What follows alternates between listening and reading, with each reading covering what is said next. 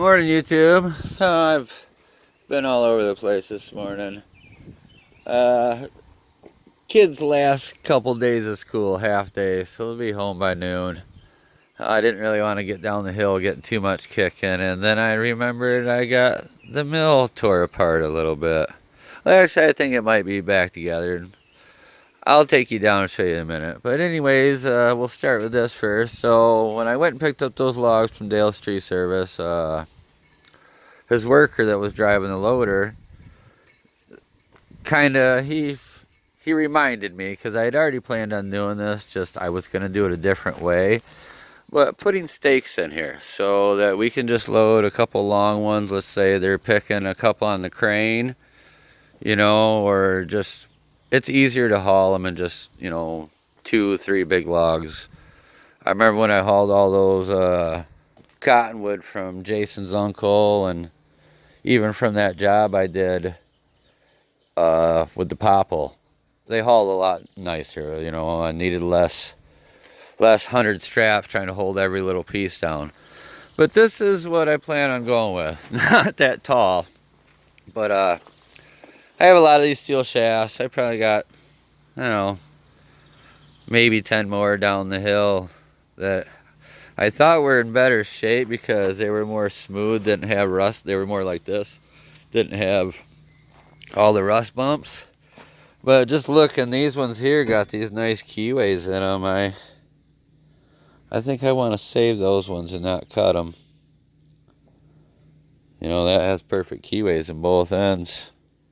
I'd say that's easy 8 foot, if not longer. Here's my idea is I shortened this trailer, and when I shortened it, it was 4 foot, I think, with the bumper on it. Well, then I cut this, it's about a foot back off it, welded it back on the trailer so that it could still have the bumper. And I still have that piece down there. Well, it's 2 pieces of 3 foot of this I-beam. What I'm gonna do is cut little pieces of I-beam sticking out with a piece of that welded on the end. And eventually I want to have at least 8 pockets all the way down. I wish that one was just over a little bit more. But what I decided I'll do is I'm going to put one here, and then one here on each side for now. And then I thought about maybe trying to get one here, but I think it'll be alright with just what I get. I'm always going to strap them down when I haul them. But hey, sky's the limit, guys. This was a $300 trailer. It's paid for itself so many times. The only thing I did upgrade on is I went out and bought brand new tires and rims for it, which gave me 4 spares. 2 of them are weather rotted, and then 2 are decent, but they all had good tread on them. So at least they'll work in a pinch, and then, when I run out of those, I'll worry about getting a good spare. Maybe it'll be time to do the switch again. One thing I do want to get doing more often, though, is putting a board and covering them so that sun don't beat on them and they get weather rotted. I need to be doing that with the camper, too. All right, here's the next thing I got up here. So the kids aren't riding the mini trail. They're scared of it, and I want them to start riding that dirt bike that motor on here. This is just a piece of thick plastic, a little bit bowy. So what I'm going to do is take that off, use it as a template, because those bolts the holes already all seem to be figured out for a motor from the other guy. And just want to see how this does for cutting slab wood with that motor, because what I eventually want to do is I'm going to use probably a little bit of this for a swing saw. My thought was beam across to here to sturdy it up. Maybe I'll still be able to use that, but I was thinking of this a start of making a swing saw, because really all you need is the uprights. And well, I'm going off from, I screenshotted a bunch of pictures off from Mark's video when he was doing maintenance. I want to say he changed the blade, maybe it was, I think, or sent it off and had it sharpened. I can't quite remember. But yeah, so looking at his, it looks like it would be fairly easy to do. I ain't the best welder, but you know, maybe when I first start welding, I might get a few goobers, but after I get doing it for a minute, I start laying, what do they call it, the dimes. And we'll walk on down to the mill, and I'll talk as I walk down to the mill. So, I know you guys have been probably wondering what's going on with the camper, because I said I was going to get on that right away. You guys got to realize with Gary, he likes to, he's got high hopes in himself.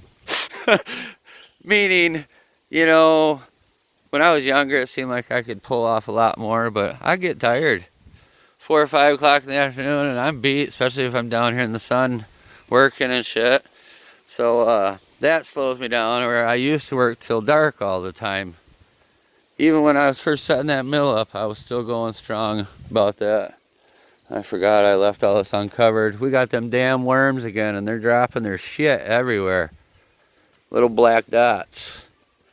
You know, you can see it on the wood here.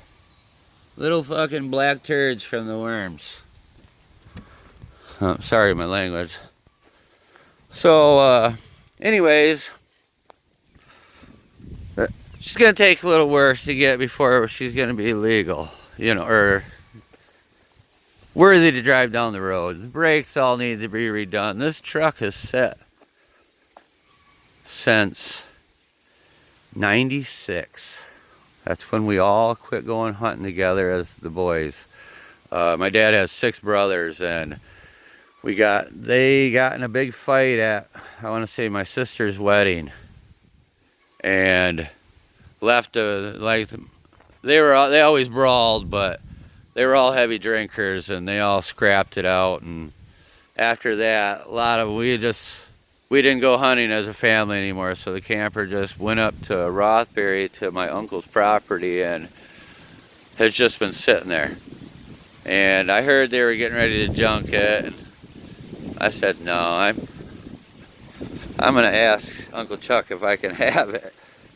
This was my grandpa's truck. I found out he didn't buy it brand new.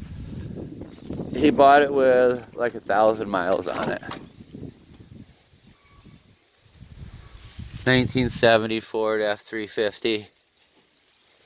See, and I don't really want to rip the camper off it because it's protecting the cab right now. You see how nice those doors shut? But you can see they ripped a lot of the inside out because his grandson scraps. So he took some of the shit out of this, and it was full of nests. You know, my Uncle Chuck wasn't sleeping in it anymore or anything, but oh girl, I think he'll make a good flatbed. See, she was gonna make a dump, but I'm about to tell you what's changing those plans. So my buddy that bought a few years ago, when I was actually taking the sawmill apart, I listed a few snowmobiles because I wanted to have some money. I was in the splurge of buying some shit. I just bought this sawmill and was in the middle of taking it apart, and saw another one up in the UP I wanted to go get.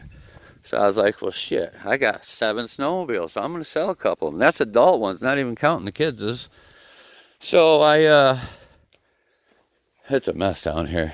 So I listed him up for sale, and he came and bought, and it was a 99 XC700, real fast sled, XC SP. Well, anyways, he bought it, and I told him I was down ripping apart this big sawmill, and he goes, well, really? He's like, I'd love to see that. I ain't doing nothing. You want some help? I'm all like, you sure? He's like, yeah. So he came down and helped me, and he didn't even pick up the snowmobile for about 2 weeks. It sat here, you know, he wasn't worried about it. It was in that building at the time. But yeah, went down and helped me. Well, we became friends since then, and I went over, I did a tree job at his house a couple years ago, and um, trimmed up some big oaks out behind his house on the side of a real steep hill. But anyway, so I was going through Marketplace like I always do before bed. It kind of makes my eyes tired. And seen a F-350 dump in 1980. Well, I was born 1980, July 1st. So, you know, when you see something your year, it catches your eye. Well, I've been looking at the F-350s for a dump truck. I like the thought of running that one as a dump truck, but I need to just think maybe that truck should just stick around the house and be used as a yard truck. And so I seen an F-350 and it said $600. And I looked at the name and I said, well, shit, that's Dave, the guy that bought the snowmobile. Well, I messaged him and said, hey, I want that truck. And he messaged, you know, and this is through Facebook Messenger or Marketplace.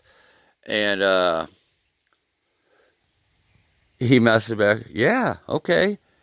And then I messaged him back, said, Dave, this is Gary with the sawmill. He's like, yeah, I know. But so I was sitting there messing with him, and the old lady looking at me because she needed to get to bed, and I just said, hey, okay, I'll call you in the morning. So I called him this morning, and we got talking, and I was like, yeah, I was like, I'd probably give me a few days. I'd probably come up with the $600. And then I thought about it. I was like, maybe give me a week or so, and which I do have some trailer money stashed away. It's for either a tractor or a trailer. But I've been trying to keep that for that. So I got talking to him, bullshit back and forth. And then he goes, well, hey, just something for thought. He goes, you still got that Polaris snowmobile with the one piston blown up that has reverse? And I said, yeah, which this snowmobile I took a lot of time putting together. I put a mountain track on it and big powder skis and geared it a little different. But it was just a 500 fan-cooled Polaris sled with a 133 track on it. So it was a little bit longer than the normal.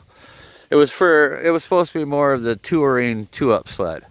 And I was trying to make it like a powder sled. So I put a big 2-inch paddle on it. Or maybe it was 1 3/4 or something. Well, he goes, I'd trade you that truck for that snowmobile you got sitting around. Deal. Even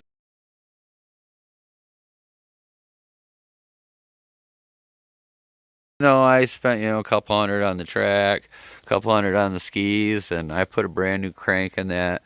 What happened was that me and Cody were out riding around, and it was really dumping snow, and we parked up by some trees, and it dumped a bunch of snow into the head and or into the breather. And when we fired it up and took off, it sucked in a bunch of that water and leaned out one side and popped. Brand new piston. So, yeah, kind of a bummer because I had already used that sled quite a bit that year, and there was no issues. It was pretty much a brand new motor. And I do pretty good motor. Okay, we're down at the mill. Sorry. Anyways, last night, got remembering this end was sitting lower than that end just because we're sitting on sand and shit vibrates and shakes. I know this video is probably getting long. And a long time ago, I had to shim this up because it was pushing on there too hard and it was making a lot of racket. And all you guys were like telling me this and that was wrong with my carriage. My wheels were getting bad, this and that. And it was that right there making the clanging noise. And I knew it was. I just got tired of telling you guys that it wasn't that. So I just shut up. But anyway, so it's that. Well, now that I've came down here and re-shimmed this and lifted it up to level, now I think I'm at level. I'm going to bring my laser level down here and check it. But I lifted this end up, got some new bolts in it. When I rebuilt this whole thing, I put it together so good that I was able to use the original holes.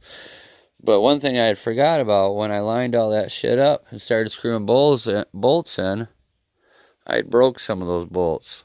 So I had to go through and start drilling holes next to the original holes. Oh, you guys even see that? Oh yeah. Shitty camera guy. Alright, so that's what's kicking. I'll get this mess cleaned up here. The sun's off the blade now. I got to do an order of a couple 1.5 inch live edge. We'll pull one of these oak logs over there, and she needs a 12-footer. But I've had a few calls lately on that shit, so I figure I'm just gonna make the whole log. Maybe that one there, that looks like a nice 12-footer. That one down there on the bottom. It has that little bit of shit on it, but yeah, I guess either that one or this one right here. That one looks pretty good. It's got a, because those ones there are longer. I don't want to, that one might even be a good candidate since it's got these arms on it. Yeah, we'll figure it out.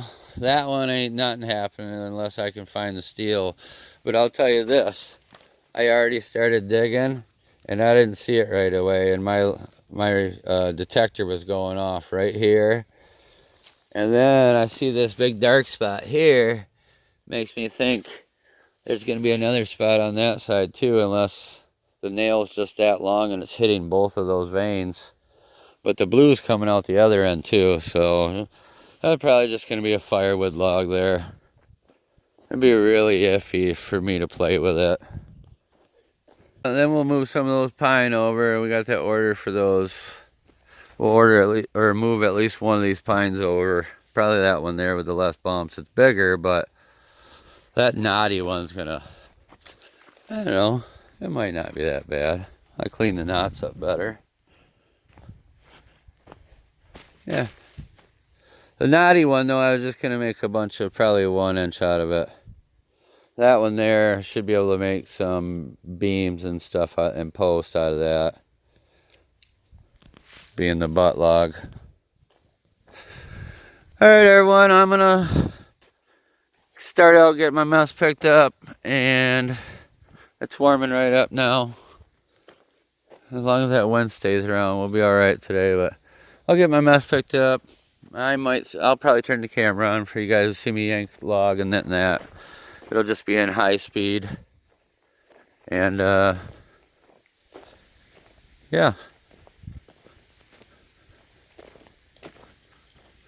Alright everyone, thanks for watching.